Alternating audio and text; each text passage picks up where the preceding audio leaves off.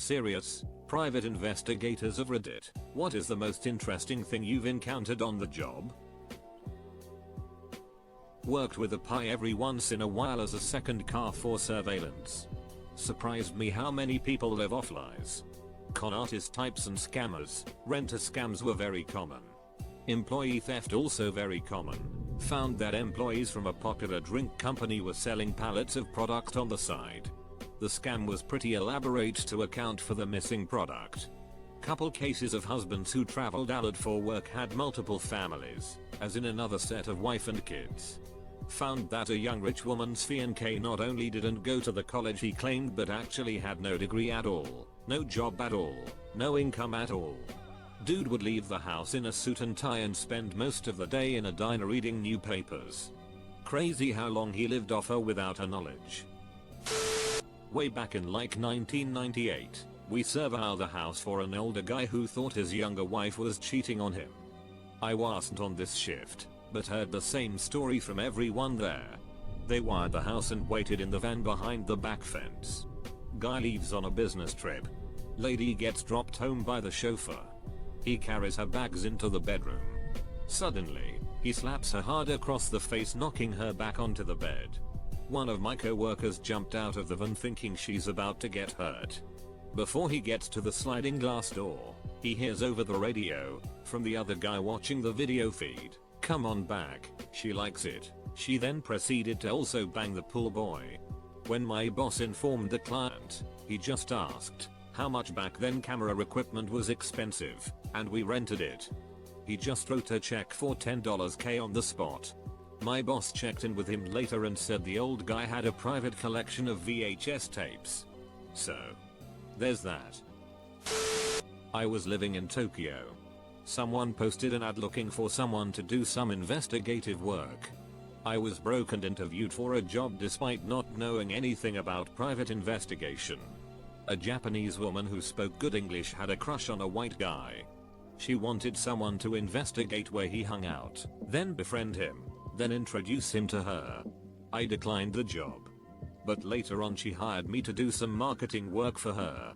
And surprisingly, one of the worst marketing clients I ever had, purely because she didn't respect boundaries. Shoulda seen that coming. P. I was a fraud investigator for a finance company. I went to interview a small business who we had lent to, got there first thing in the morning. Walked in and had just introduced myself when a dude walked out of the back with a black clean sack. He got a shock I was there, dropped the clean sack and bundles of cash just fell out and onto the floor. Said quickly I wasn't there for that and they needed to pay for the equipment they had secured and not paid a cent for. It was paid before I got back in the office. Heard of this story about a girl from my uni before. She started suspecting her dad having an illicit affair, so her friends decided to channel their inner Nancy Drews and started following the dad around. After a couple of tries, they eventually found him meeting up with the same older woman repeatedly. She was devastated.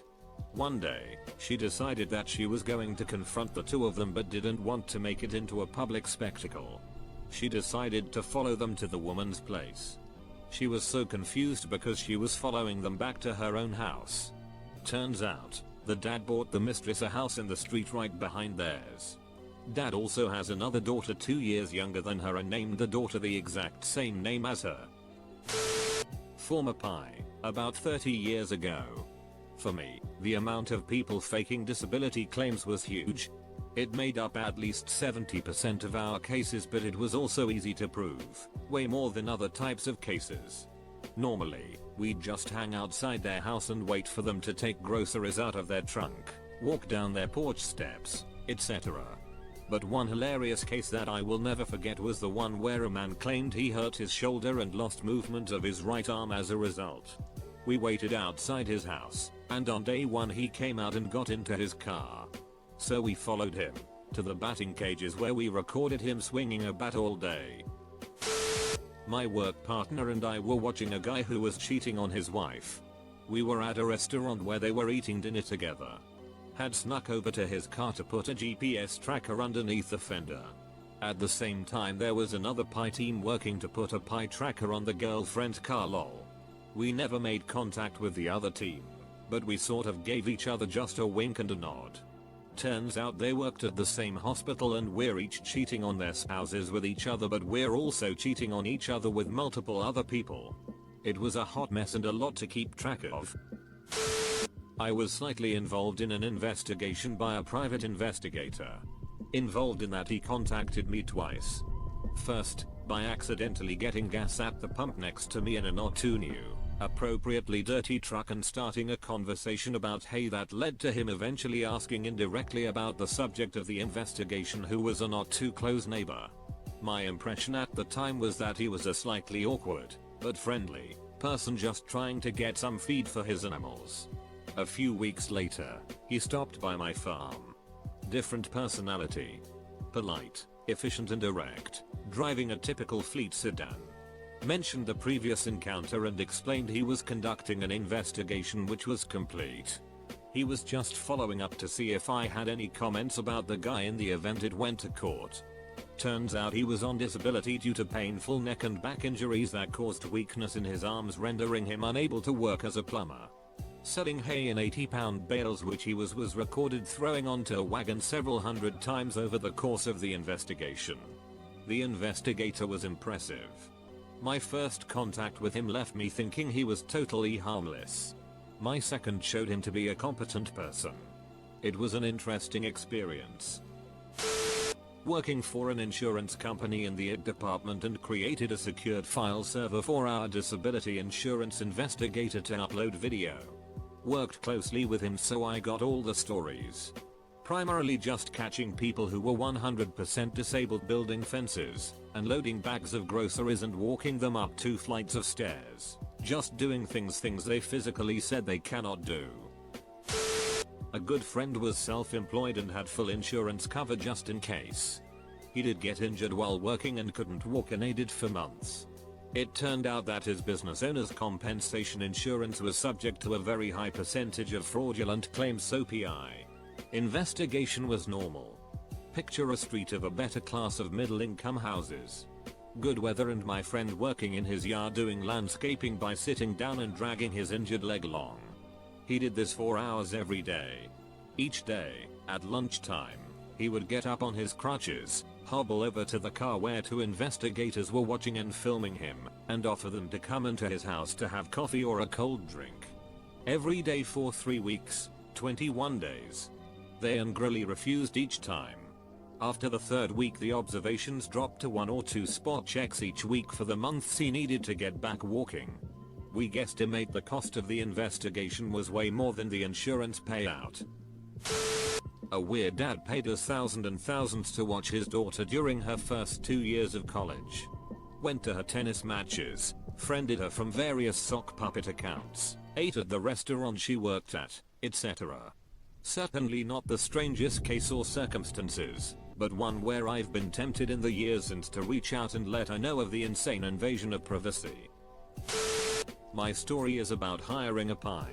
In the 1970s, pre-computers, cell phones, and cameras.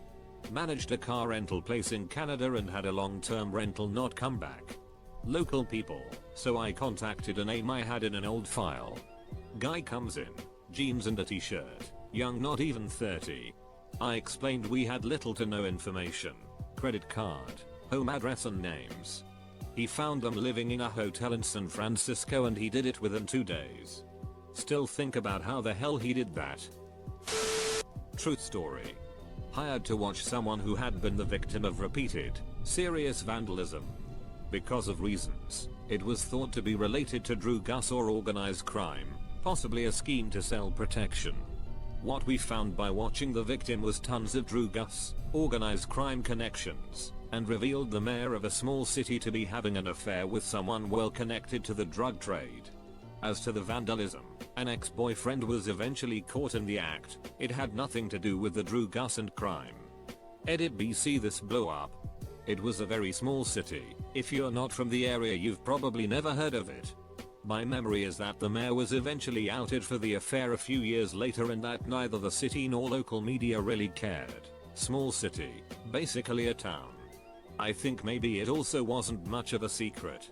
All of the affair and Drew Gus were out in the open in public. We would only see things with some deniability, though. Things such as duffel bags being exchanged. We didn't know what was in the bags, but the manner in which they were exchanged, by dead drop, indicated the content were illicit. I'm obviously not a detective or anything, but when my best friend got matched with this girl for an arranged marriage, something about her felt off. Nothing dramatic, just a gut feeling after meeting her once. She was weirdly flirty with me the first time we met, and I couldn't shake the vibe that she wasn't taking things seriously. Me and another friend discussed about it and started casually keeping an eye out. Our offices were in the same area, so we'd see her around now and then. Eventually, we got in touch with someone from her workplace and started hearing she was supposedly having a thing with her boss. And yeah, the boss is married. We didn't want to jump to conclusions, but the stories kept adding up. One weekend we got a tip and followed the tip, and yes, caught them at a beach resort 150 km the city. Saw them hanging out by the pool, holding hands, and staying in the same suite. All this was happening while both families were planning the engagement, buying outfits, booking venues, the works. It was messy. We gathered the photos, messages, proof from the hotel guy by giving him some bribes etc, and then shared it with my friend. At the next meeting with her family, he calmly showed them everything. The marriage was called off. Not proud of playing spy, but I'd do it again if it means saving someone close from walking into something like that.